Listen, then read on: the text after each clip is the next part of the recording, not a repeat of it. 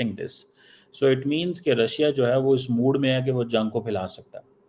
ये जो Russian drones हैं वो पोलिश एयर स्पेस में गए हैं, बेसिकली सॉल्व करने के लिए भी जो है अपना अपना हाथ बढ़ाने को तैयार है। यानी कि जो जिन बातों को या जिन चीजों को हम यहाँ पाकिस्तान में बैठकर हम या हमारे जैसे प्राइम मिनिस्टर मोदी के ऊपर कोई चार्ज लगा है करप्शन का? जैसे हम तो यूक्रेन में तो हो रही हैं, ठीक है जी, लेकिन बहुत सारे ऐसे ड्रोन्स जो कि इरानियन मेड ड्रोन्स हैं जिन्हें शाहिद मॉडल्स कहा जाता है, वो पोलिश एयर स्पेस में घुस गए हैं। झोल आ रहा है या जहां पर भी उनको ऐसा लगता है कि यहाँ पर काम करने की जरूरत है, उस चीज के ऊपर काम किया जाएगा। लेकिन वक्त रहते या कह लीजिए वक्त से बहुत पहले जो लोगों के 2 दफा वो वजीर आला रहा है वहाँ का, किधर का, भारत का, वो गुजरात सूबे का।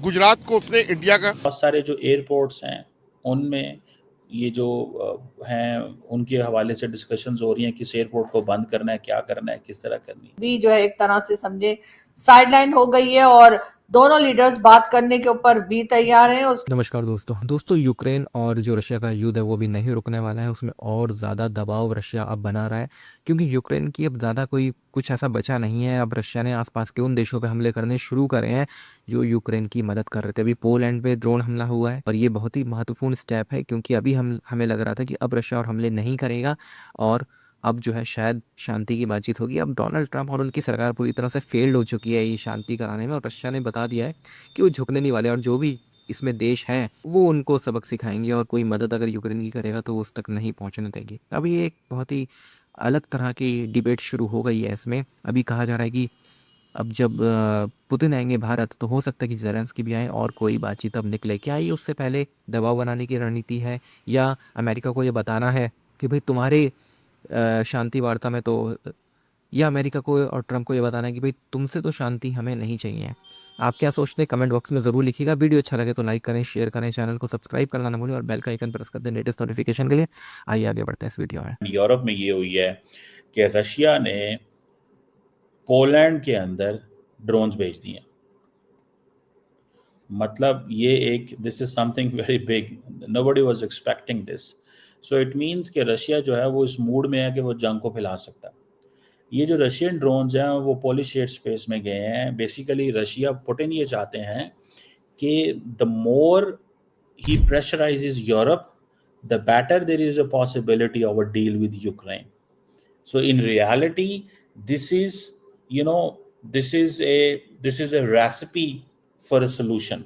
This is not about invoking or this is not about inciting Europe to invoke Article 5 या कोई इस तरह वो नहीं करना चाहता, ठीक है।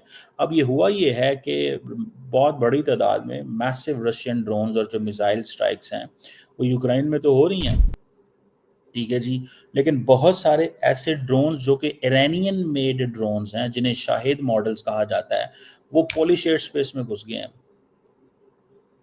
और सुनने में आया कि यूक्रेनियन प्रेसिडेंट ने ये कहा है कि 8 ड्रोन्स जो हैं वो पोलैंड ने टारगेट किए हैं। पोलैंड के पीछे क्या है? नेटो। अब पोलैंड ने ये ड्रोन शॉट डाउन किए और उनके जो प्राइम मिनिस्टर हैं डोनाल्ड टस्क, उन्होंने कहा है कि this is an act of aggression, ये एक सीरियस एस्केलेशन है। और ये this is the first time a NATO member जिसके ऊपर ये ड्रोन्स आए हैं और a NATO member firing Russian forces. ये इस जंग के अंदर, यानी कि नेटो का मेंबर जो है वो रशियन फोर्सेस पे हमला कर रहा है। पोलैंड ने आर्टिकल 4 जो है उसको इन्वोक कर दिया, विच मीन्स कि कंसल्टेशंस शुरू हो गई हैं विद इन दी अलायंसेस।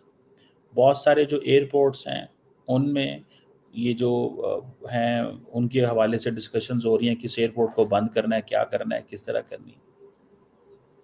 और अब ये इस तरह की चीज़ें हैं। अब सुनने में आया कि जो रशिया है वो इसके ऊपर बात नहीं कर रहा, द रशियंस आर साइलेंट, ठीक है। लेकिन मैं आपको कह रहा हूँ कि this is about provoking Europe that you can get insecure, sign the deal, pressurize Zelensky to sign a deal with the Russia. और कुछ रशियन जो ड्रोन्स हैं वो ये मुसलसल अगर ये होवरिंग करते रहते हैं तो फिर ये आप समझ लें, आई कंसिडर दिस ये एक, इसे हम we call this as a deliberate provocation. This is a deliberate provocation है ये, ठीक है। और डेलिब्रेट प्रोवोकेशन का मतलब क्या होता है? It means things can escalate any time. दूसरी बात इसमें जो इम्पोर्टेंट है, ये डेलिब्रेट प्रोवोकेशन तो है ही है, लेकिन असल चीज़ इसमें ये भी इम्पोर्टेंट है कि जो जो जैसे कहते हैं ना, नेटो का रिस्पॉन्स क्या होगा, नेटो का रिस्पॉन्स क्या होगा, that is something very very significant. मगर आपको बताऊं ना, ये बहुत सिग्निफिकेंट है, ठीक है। इसको one can not ignore and one can not brush aside this. इसको बिल्कुल ब्रश असाइड नहीं किया जा सकता। और दूसरा इसमें ये है कि ये वो कह रहे हैं जी डेलिब्रेट प्रोवोकेशन है, क्या जी, कि ये एक डेलिब्रेट प्रोवोकेशन है। और ये नेटो का व्यू है, नेटो का रिस्पॉन्स में ज्यादा अच्छे रिलेशंस हमें दिखाई नहीं दे रहे थे। डोनाल्ड ट्रम्प कई तरह के स्टेटमेंट दे चुके, जिसमें उन्होंने जो है कई बार जो है भारत की गवर्नमेंट के खिलाफ भी स्टेटमेंट दिया और कहा कि जी उनकी तो इकोनॉमी जो है वो खराब है, या कह लीजिए इकोनॉमी को उन्होंने टारगेट किया। उसके साथ साथ उन्होंने टैरिफ के ऊपर भी जो है वो भारत को जो है टफ टाइम देने की कोशिश की, लेकिन जाहिर है कि दूसरी तरफ भारत की गवर्नमेंट थी, उन्होंने भी अपनी पूरी कोशिश कर ली और हर तरह से जो है वो उन्होंने दिखाया डोनाल्ड ट्रम्प को कि जी हम तो चाइना के साथ भी खड़े हैं और हम तो रशिया के साथ भी बात कर रहे हैं। तो यकीनन ये देखकर अब ये ऐसा लग रहा है कि कहीं ना कहीं से डोनाल्ड ट्रम्प जो है वो यू टर्न मारने की कोशिशों में है। और एक बार फिर डोनाल्ड ट्रम्प ने जो है अपने ट्विटर अकाउंट से जो है वो भारत के जो प्राइम मिनिस्टर हैं उनके लिए ट्वीट की, और उसके जवाब में बिल्कुल ही पॉजिटिव रिप्लाई जो है या रिस्पांस जो है वो पीएम मोदी की तरफ से भी आ गया है। दोनों कंट्रीज जो है एक बार फिर ट्रेड करने के लिए भी तैयार हैं, बातचीत करने के लिए भी तैयार हैं, और जो इश्यूज हैं उसको सॉल्व करने के लिए भी जो है अपना अपना हाथ बढ़ाने को तैयार है। यानी कि जो जिन बातों को या जिन चीजों को हम यहाँ पाकिस्तान में बैठकर हम या हमारे जैसे दूसरे या हमसे सीनियर, हमसे बहुत बेहतर जो एनालिस्ट हैं वो भी ये सोच रहे थे कि अभी कुछ सालों तो ये सिलसिला चलता रहेगा और पाकिस्तान की वाहवाह होती रहेगी और भारत के साथ टर्म्स खराब से खराब होते चले जाएंगे। एटलीस्ट जब तक डोनाल्ड ट्रम्प है तब तक तो भारत के साथ जो ताल्लुकात हैं अमेरिका के वो कोई खास अच्छे चलते हुए नहीं दिखेंगे, लेकिन ऐसा नहीं हुआ। हाँ, ये जरूर था कि कई लोगों ने कहा था कि शायद कुछ साल के बाद जो है वो डोनाल्ड ट्रम्प और पीएम मोदी दोबारा से जो है अपने टर्म्स को ठीक कर लेंगे, और कहीं ना कहीं जहां पर भी इस रिलेशनशिप में झोल आ रहा है या जहां पर भी उनको ऐसा लगता है कि यहाँ पर काम करने की जरूरत है उस चीज के ऊपर काम किया जाएगा। लेकिन वक्त रहते या कह लीजिए वक्त से बहुत पहले जो लोगों के अंदाजे थे वो गलत साबित हो गए, और दोनों लीडर्स ने एक दूसरे के साथ ना सिर्फ ये कि हाथ मिला लिया बल्कि एक तरह से बात भी कर ली। और मोदी जी की तरफ से जो ट्वीट आई है उसमें तो ये भी लिखा है साफ साफ कि बहुत जल्द उनकी जो है डोनाल्ड ट्रम्प के साथ बातचीत भी होगी। यानी जो कहा जा रहा था कि जी ट्रम्प जो है वो तकरीबन 3-4 बार कॉल कर चुके हैं लेकिन पीएम मोदी से बात ना हो पाई, उसको लेकर भी अब यहाँ पर जो कहा जा रहा था कि अब नहीं लगता कि फिलहाल बातचीत हो सकेगी, तो वो चीज भी जो है एक तरह से समझे साइडलाइन हो गई है। और दोनों लीडर्स बात करने के ऊपर भी तैयार हैं। उसके साथ साथ दोनों लीडर्स जो हैं वो इस तरफ भी जा रहे कि साथ में काम करेंगे, ट्रेड भी की जाएगी, और बाकी जितने भी इश्यूज हैं अमेरिका और भारत के बीच में उस पे भी यकीनन काम किया जाएगा। अब यहाँ पर यकीनन लोग ये सोच रहे होंगे कि अब चाइना के साथ क्या होगा, इसलिए कि चाइना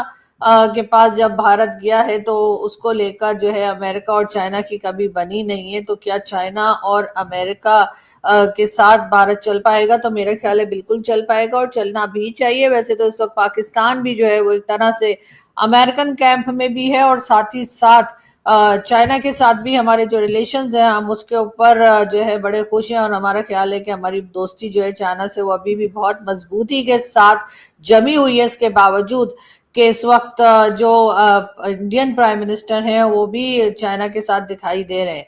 लेकिन होना तो यही चाहिए, और मेरा ख्याल है तरीका तो यही है दुनिया में रहने का कि आपकी अगर किसी